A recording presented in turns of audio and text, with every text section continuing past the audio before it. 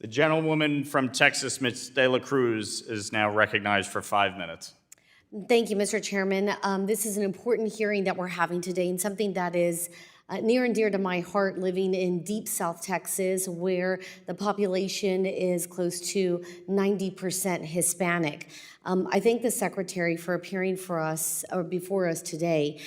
Secretary Fudge, this committee has rightfully been focused on housing affordability and the historic pressures on consumers are facing today.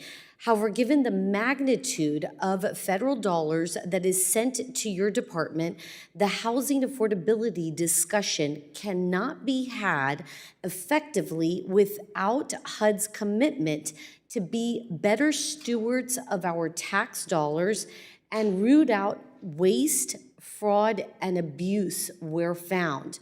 Would you agree with that?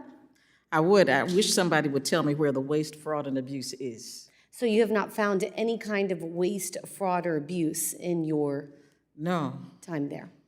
Interesting.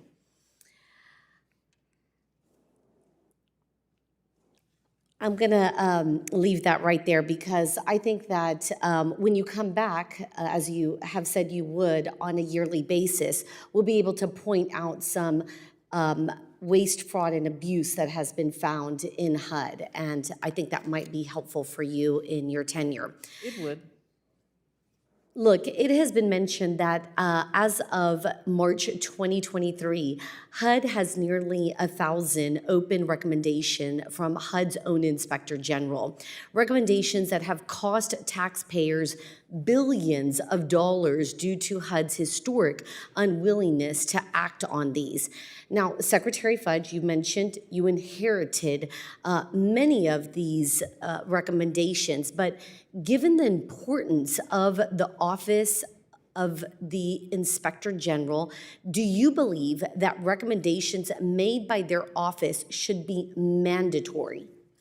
I would say you're looking at a report from March 2023. If you would ask the IG today, she would say to you that we have closed 1,000 of those recommendations. Well, we just pulled the record, and there's still close to 800 that are open. Because we had almost 2,000.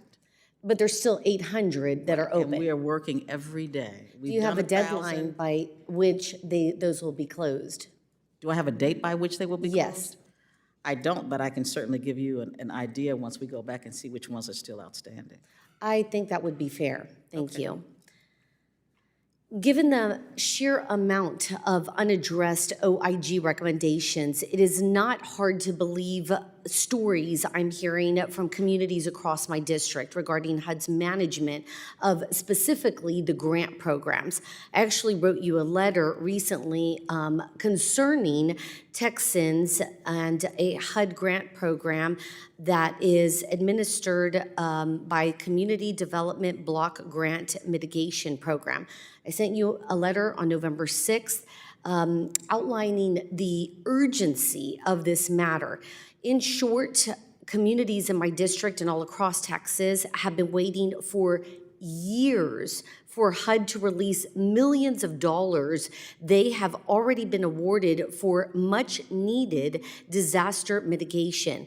This amounts to tens of millions of dollars for communities in my district alone, many of which are rural, underserved communities that do not otherwise have the excess resources needed to complete these projects.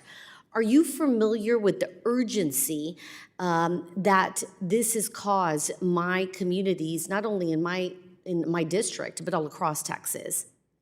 We're very disappointed that the GLO has not distributed those funds. We are not holding the funds. Those funds are in Texas with the GLO and have been in Texas for years. So can I have your commitment to work with our office in order to see where the finger pointing is here? Because we have information that says it's being held up by your office and you're pointing the finger at Texas.